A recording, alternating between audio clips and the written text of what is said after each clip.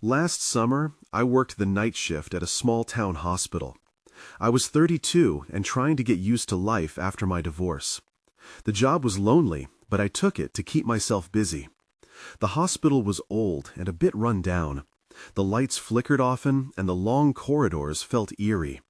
One night, I was checking on patients like I always did. The usual sounds of the hospital surrounded me. Machines beeped softly, and the heating system hummed in the background. As I walked down one hallway, I noticed a room with its light on. I thought I saw a shadow of someone pacing inside. My heart raced a bit, but I shook it off and went in, expecting to see a patient awake. But the bed was empty.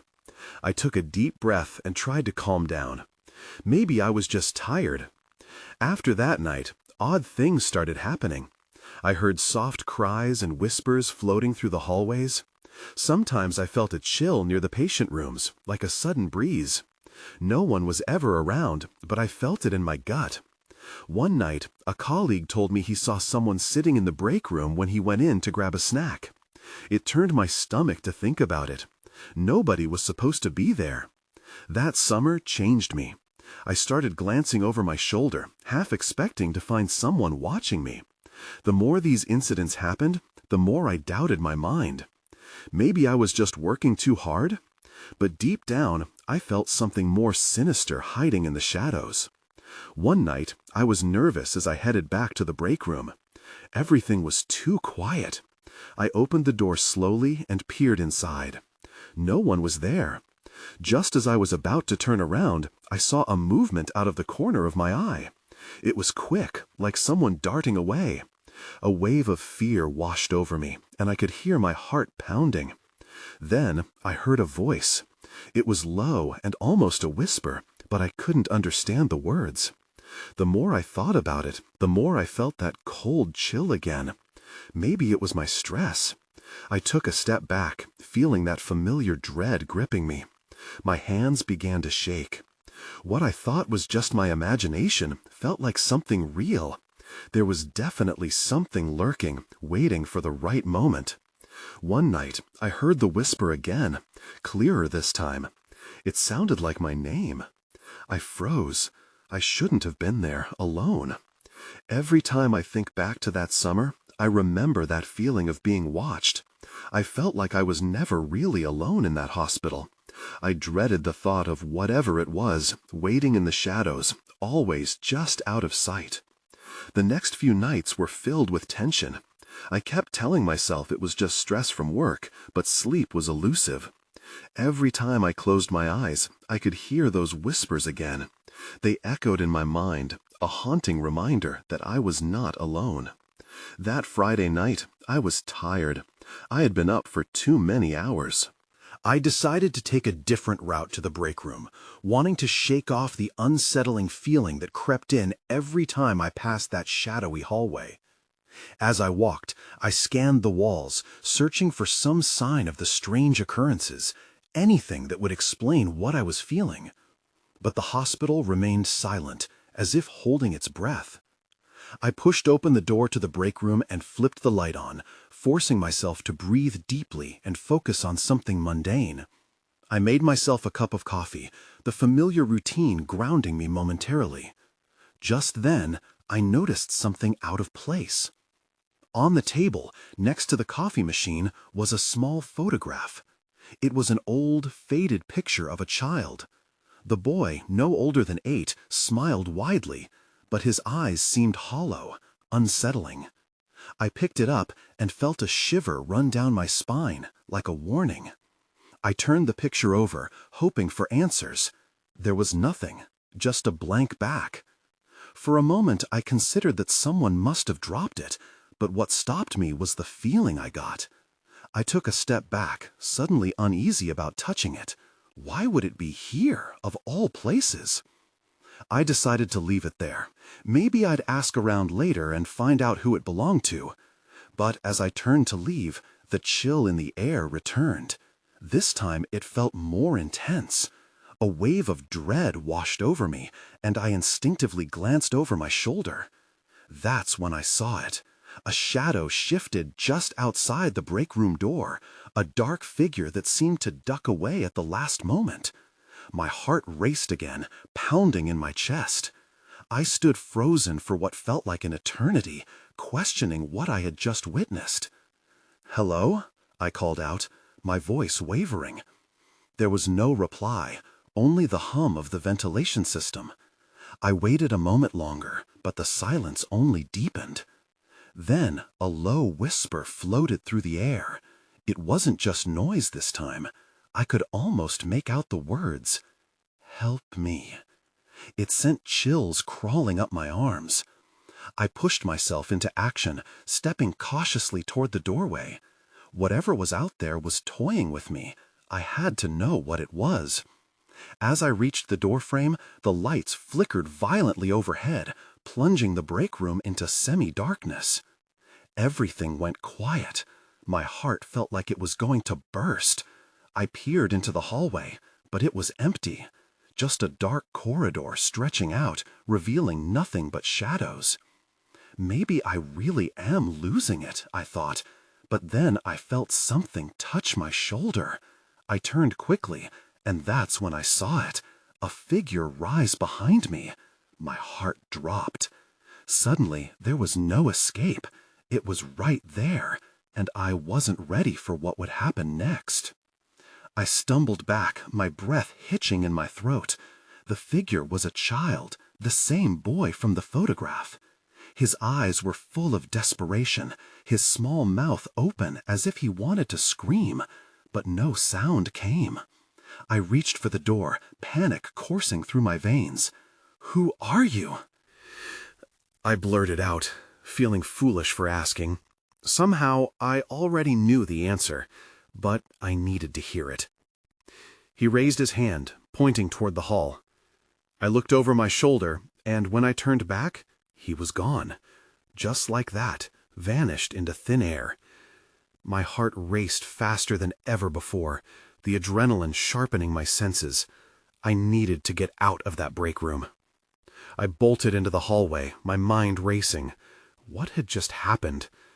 I felt the weight of the photograph in my pocket, its presence pressing against me. "Help me," the boy's voice echoed again in my mind. It wasn't just a whisper, it was a plea.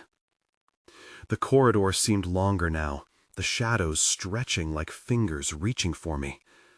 I turned another corner, making my way toward the nurse's station. Maybe someone would have answers, but the hospital felt off, more than usual.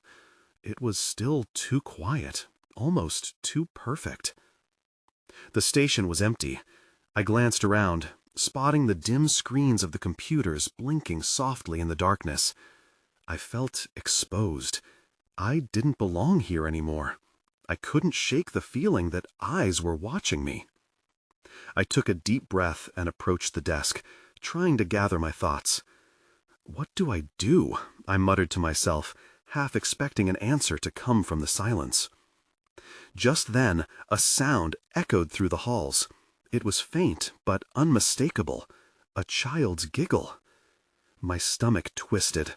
I hesitated, debating whether to follow the sound, reasoning that it could be a trick. But the desire to understand was overpowering.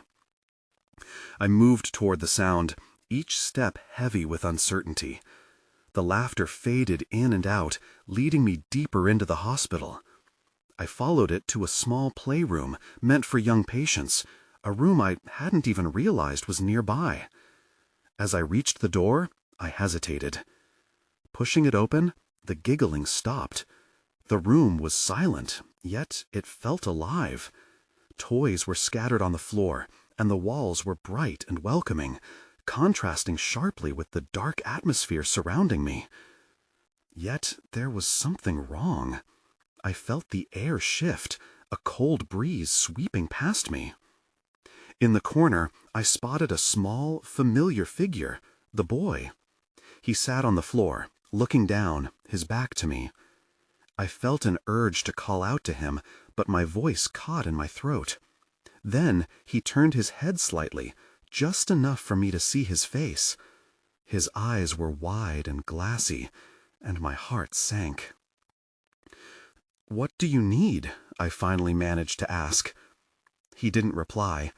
Instead, he dropped something on the floor, a small, crumpled paper. I stepped closer, my heart pounding. When I picked it up, I saw it was a drawing of a hospital, but something sinister was depicted. People in dark shadows lurking in the corners. The last thing I noticed was the date scrawled at the bottom. That summer, the doctor had told me. Before I could process it, the boy vanished completely, leaving me alone with more questions than answers. My instincts screamed for me to run, but I couldn't move. Someone was watching from the shadows. The sound of footsteps echoed in the hallway, and my heart dropped. It could be anyone, or anything. I took a deep breath, gripping the drawing tightly. I knew I had to confront whatever was haunting this place, whatever darkness was lurking in this hospital. But the longer I waited, the closer the footsteps came. The footsteps grew louder, resonating against the sterile walls of the hospital. I instinctively ducked behind a nearby toy chest, feeling the chill seep through to my bones. My heart pounded in my chest, a frantic drum that drowned out other sounds.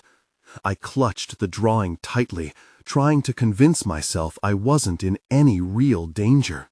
Peering out, I caught a glimpse of a shadow moving down the hall, tall and unnoticed by the outside world. It wore a long coat that billowed as it walked, casting an elongated shadow that seemed to stretch toward me. I held my breath, afraid to make a sound. My mind raced. Who or what was it? Did it even belong to this world? Then the figure stopped. I could feel the tension in the air, thick like fog. A voice, deep and hollow, broke the tension. "You shouldn't be here." I couldn't make out the face, just a disquieting silhouette. Everything inside me urged me to run, but I needed to know more. Taking a deep breath, I stepped out from my hiding place, ready to confront the darkness. The drawing crinkled in my grip as I held it up. "Who are you?" I demanded. The figure shifted, engulfing the light. "That's not for you to understand," it replied, and every word felt like frost coating my skin. "Why are there shadows in the drawing?" I pressed, my voice shaking. It stepped closer, finally revealing a glimpse of its face. The dimness made it hard to discern the features, but something about its eyes felt achingly familiar. The same wide, glassy gaze as the boy. My stomach twisted, and I stumbled back, the echoes of the past colliding with the present. Just as I registered the resemblance, the apparition lunged forward, and I gasped, instinctively darting back into the playroom. The door slammed shut behind me, locking me in. Panic surged as I pressed my back against the wall, heart racing, desperately scanning for a way out. Then I heard it again, the boy's voice, this time clearer. "Help me." His words wrapped around me, pulling me deeper into the chaos of the moment. I couldn't ignore it. There was something I had to do. I needed to help him, but the fear of what loomed just outside the door paralyzed me. Shuffling my feet on the packed carpet, I turned my gaze to the window. The streetlights outside flickered, casting an eerie glow into the room. I approached it cautiously, half expecting the boy to be standing outside, but the sight that met my eyes rooted me to the spot. Outside, in the glow of the streetlight, stood a group of children, all gazing at the hospital with hollow stares. Their faces were pale and featureless, as if they were mere figures trapped in time. I felt bile rise in my throat, a wave of unease crashing over me. That wasn't just a coincidence. They were the shadows I had seen in the boy's drawing. Suddenly, the door rattled violently. A frantic voice called from the other side, "Let me in!" It was the child again. My heart lurched, torn between the fear of what was outside and the desperate plea for help. I had to open the door, had to know. But as I nearly reached the handle, the shadows outside danced, and the child's voice was lost in a cacophony of ghostly laughter that sent a shiver down my spine. I hesitated, wondering if opening it would lead to salvation or doom. And then, as the laughter crescendoed, the room grew darker, pressing in on me. Everything went black. I don't know how long I was in the darkness. It felt like time stretched and folded around me, thick and suffocating. My heart hammered in my chest while 1,000 thoughts collided in my mind. I could hardly breathe. Then, suddenly, a pinprick of light pierced through the blackness, blinding me at first. I squinted, trying to adjust, and slowly the outline of the playroom came into focus. The fear still gripped me, yet I felt a strange compulsion to move. I pushed off the wall and stumbled toward the door, my feet dragging as if weighted by fear. When I reached for the handle, the rattling stopped. The only sound was the whisper of my own breath as I gripped the cold metal. "Let me in!" The boy's voice echoed in my mind, pleading and urgent. Instead of more laughter, silence wrapped around me, an unsettling calm that only amplified my anxiety. Building my courage, I flung the door open, half expecting something to jump out at me. The hall was empty, eerily quiet. I stepped out, scanning the dimly lit corridor for any sign of the figure I had seen. Was it still waiting for me? Had it vanished into the shadows? "Where are you?" I called out, my voice barely above a whisper. There was no answer, just the muffled sounds of machinery humming in the distance.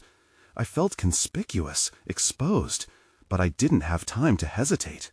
I had a mission now, and I couldn't abandon the boy. I looked back into the playroom, where the drawing lay on the floor. The shadows in it danced like they were alive. My resolve wavered for a moment. Was I really ready to dive back into whatever darkness was lurking? And then I remembered the hollow stares of the children outside, their faces imprinted in my mind. I couldn't leave them trapped out there. As I made my way down the hallway, I realized I was following the boy's voice again. "Help me, please!" It came from deep within the hospital, further than I'd ever gone before. Pushing through my fear, I felt a sense of urgency take over. I darted down one corridor, then another, the walls closing in tighter with each step.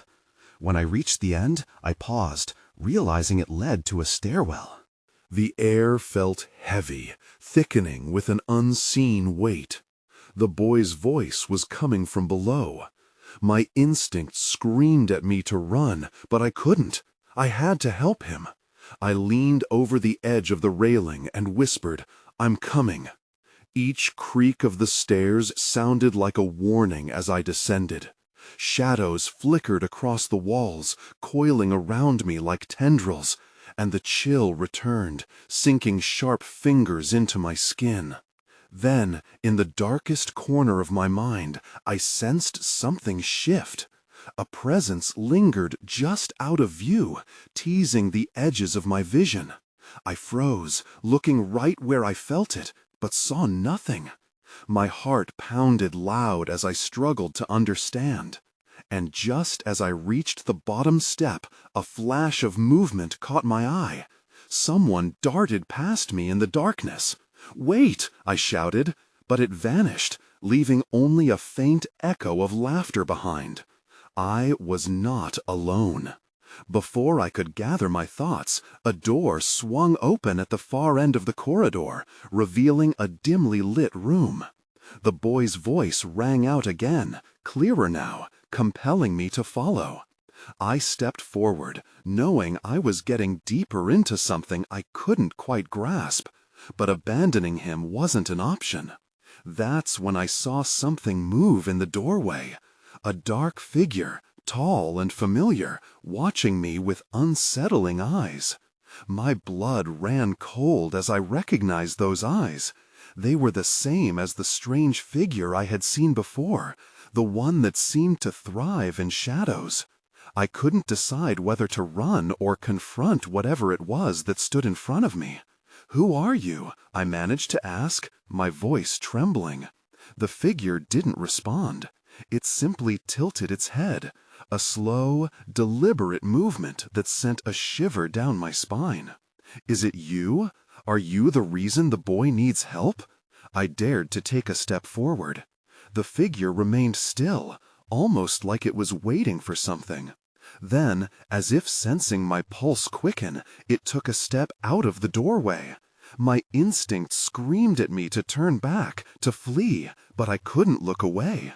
It moved with an unnatural grace, the shadows clinging to it like a second skin. The boy's voice rang out again, sharper now. "Help me! Don't listen to him!" My heart raced. I glanced back towards the pitch-black corridor from which I'd come. "What do you want?" I shouted, hoping the question would somehow disarm the figure. All I got in response was silence, heavy with a sense of anticipation. "Help me!" The boy's plea cut through the tension, igniting my determination. I turned fully towards the doorway, ready to charge past the figure.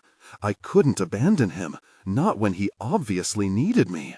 But as I rushed forward, the dark figure moved with incredible speed, blocking my path before I could reach the door.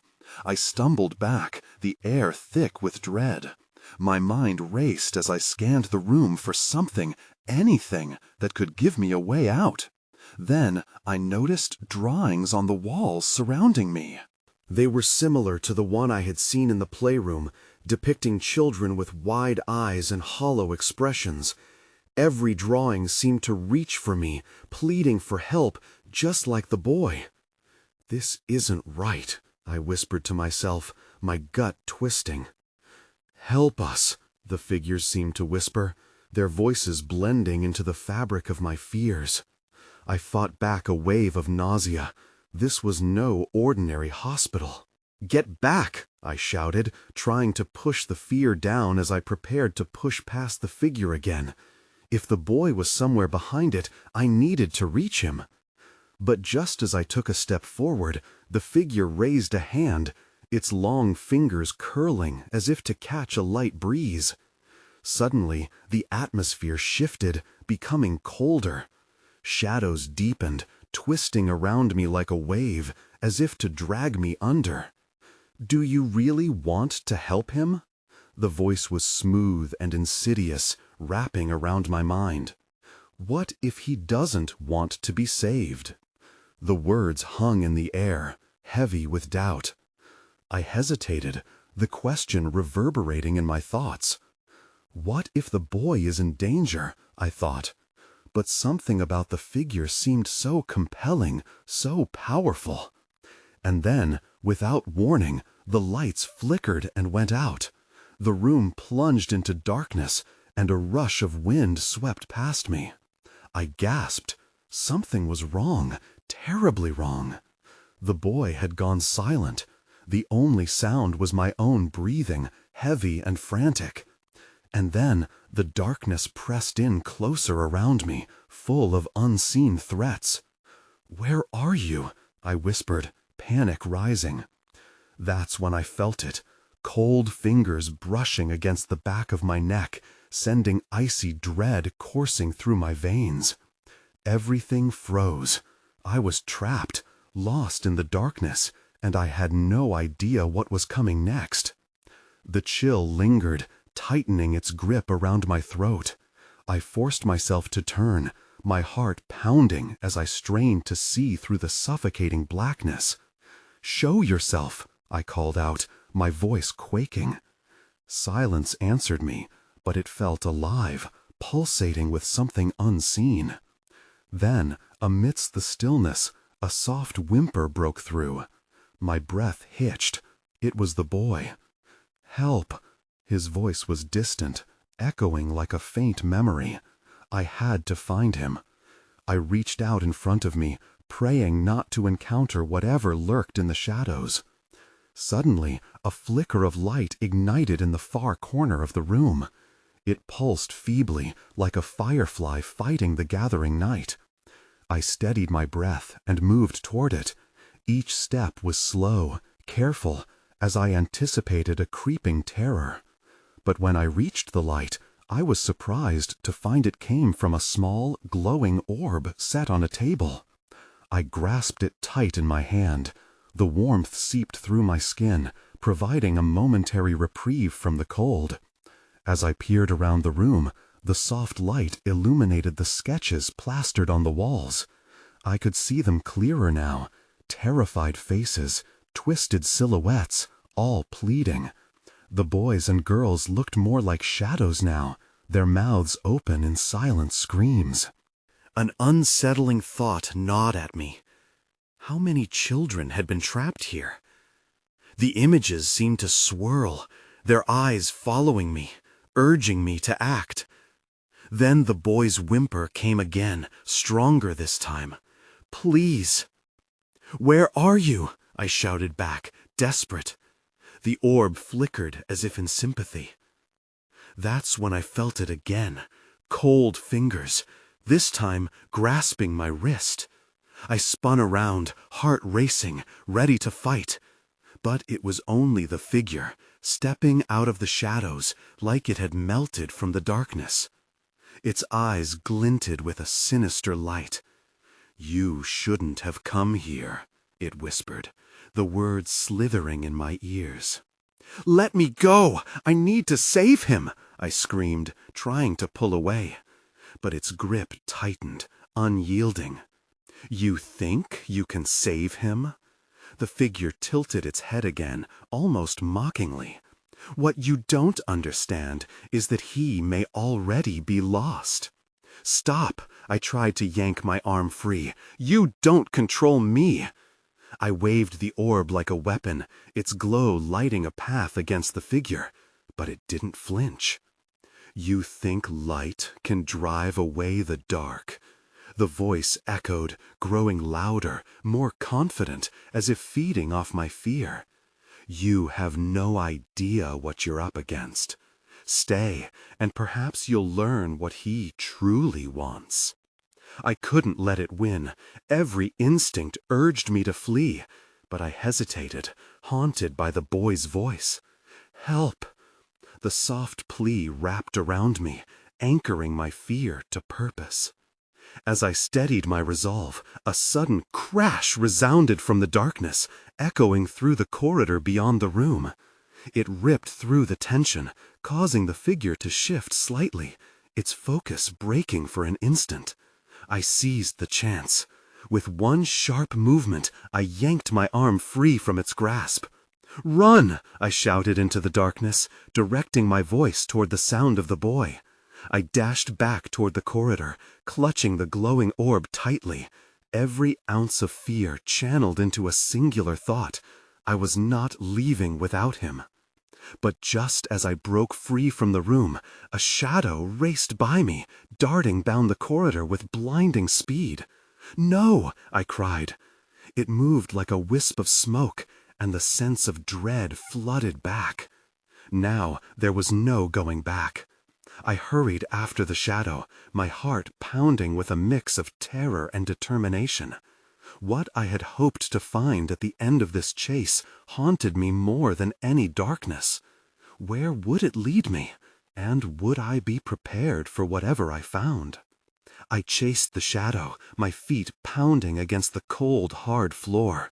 It twisted through the hallways like it was dancing to some haunting melody I couldn't hear. I could barely keep up, but I had to try. The boy's voice still echoed in my mind, an urgent cry I couldn't ignore.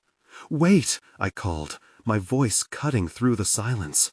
But it just darted further away, swallowed by the darkness. I pushed onward, the glowing orb illuminating my path with a shaky light. It flickered as if battling the encroaching gloom around me. Just as I rounded a corner, I ran into a wall. Not a physical wall, but a barrier of cold air, like a sheet of ice. I stumbled back, catching my breath. The momentary shock lingered, freezing my thoughts. In that brief pause, I heard it again, the boy's whimper, now closer, clearer. "Help!"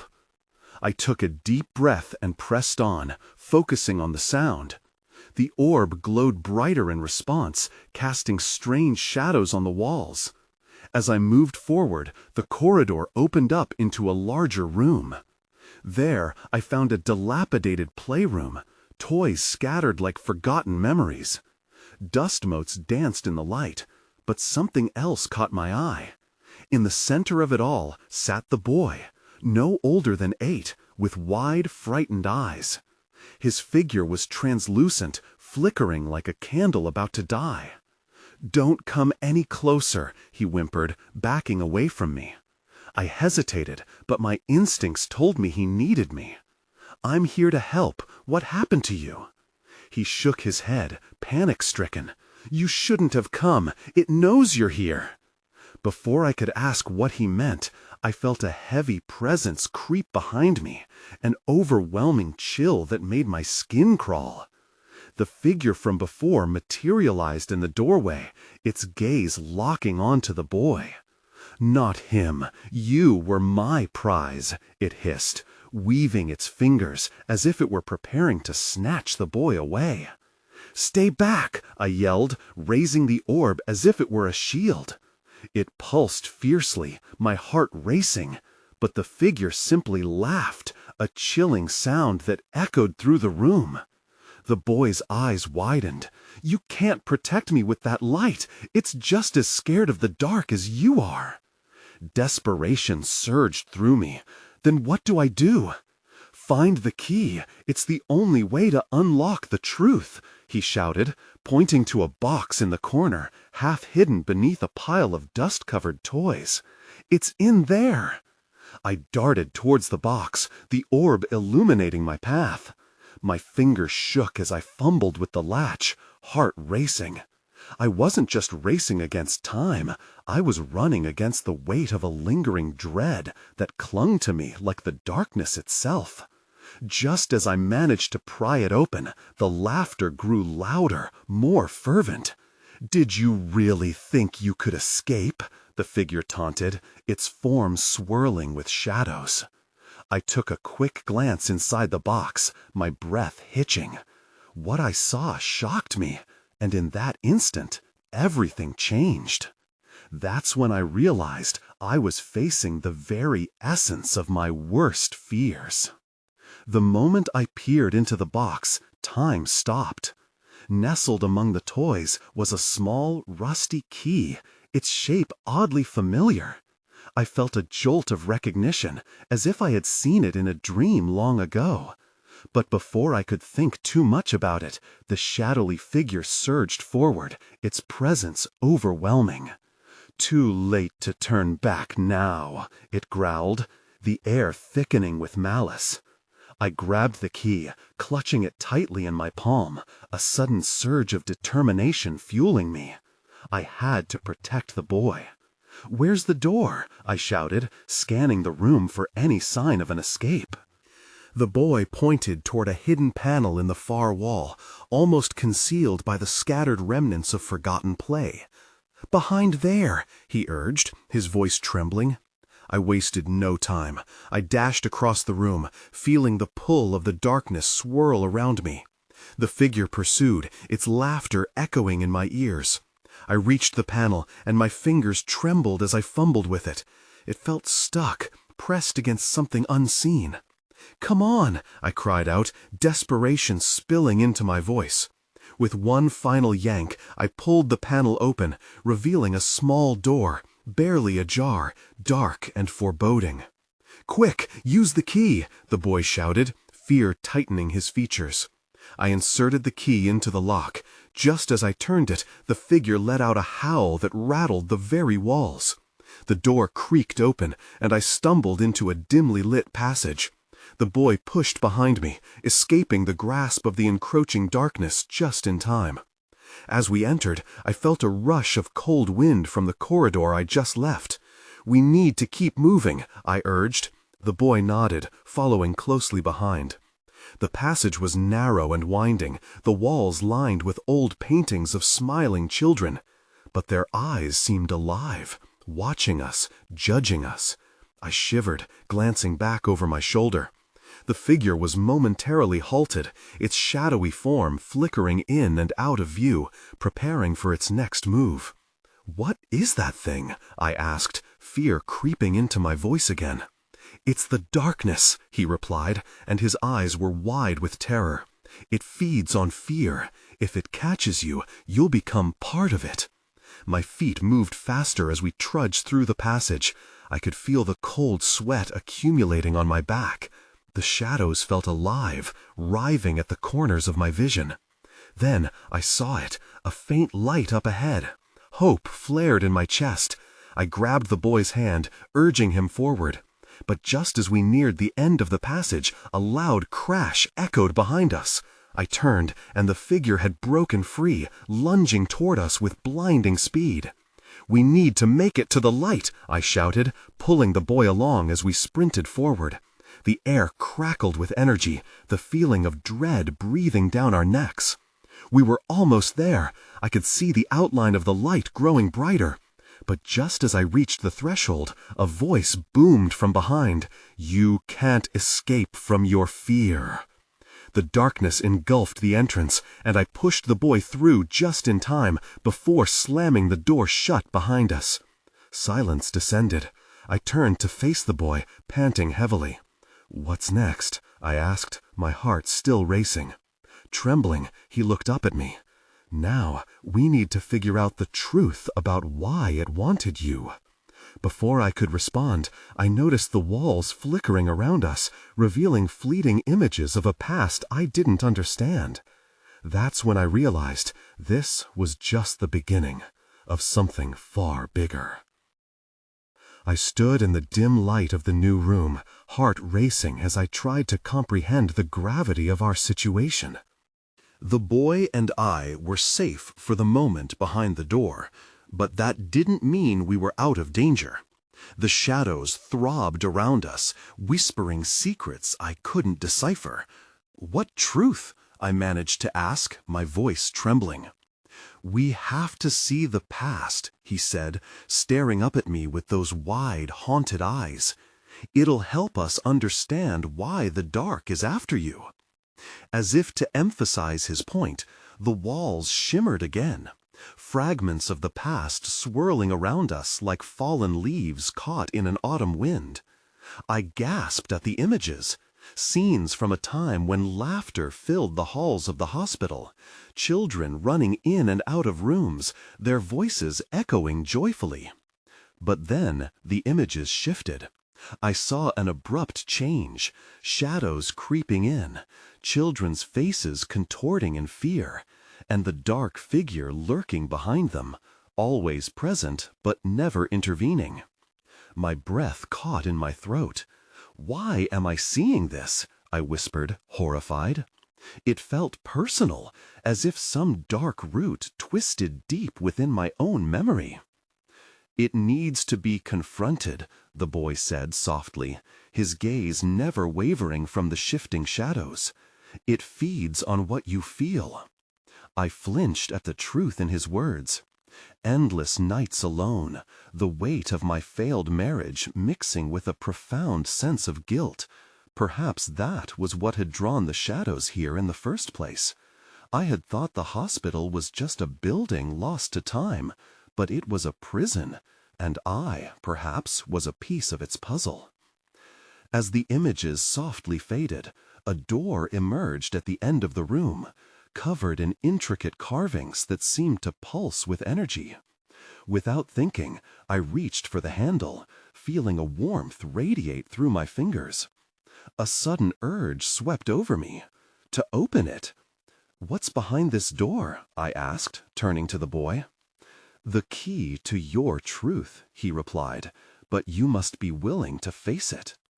I hesitated for a moment, fear knotting in my stomach.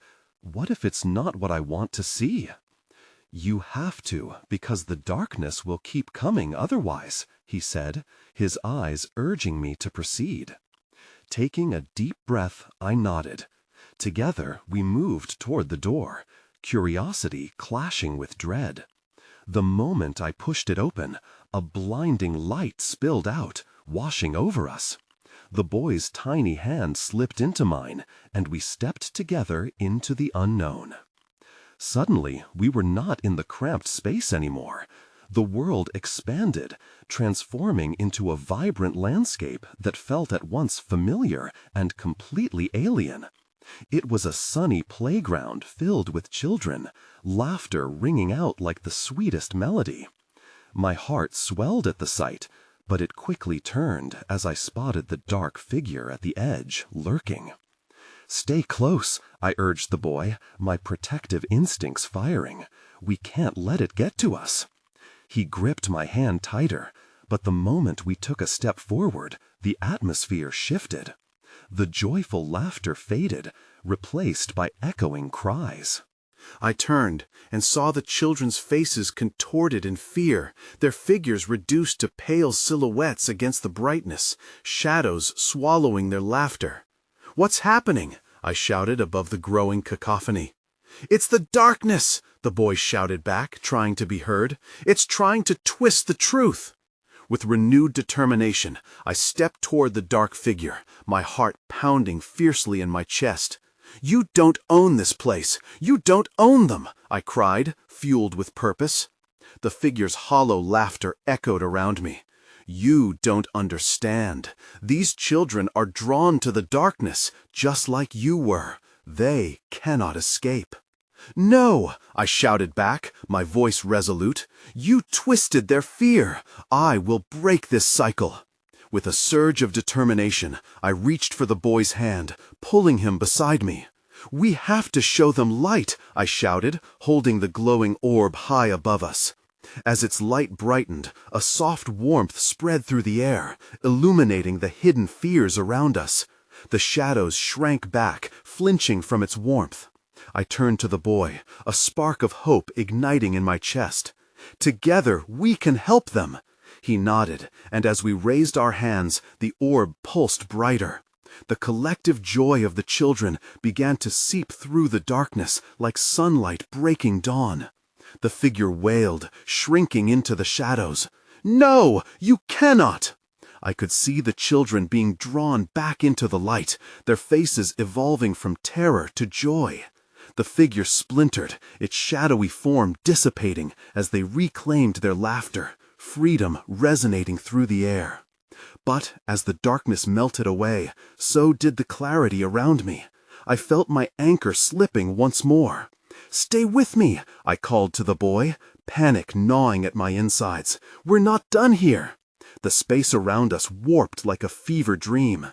A blinding flash enveloped me, and the shadows reformed, swallowing the last remnants of harmony. The boy's figure flickered, wavering between realms. "This isn't over," he shouted, his voice echoed by the laughter of the children, a promise lingering in the air. And just like that, the light vanished, leaving me alone once more. The sound of distant laughter forever etched in my mind. I was back in the hospital, sitting on the floor of the playroom, the glowing orb fading away, leaving only the dark corners where fear still thrived.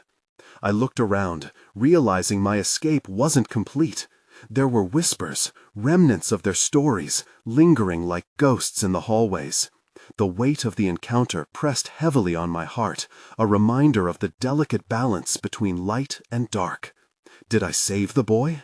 Did I help the others? I still didn't know.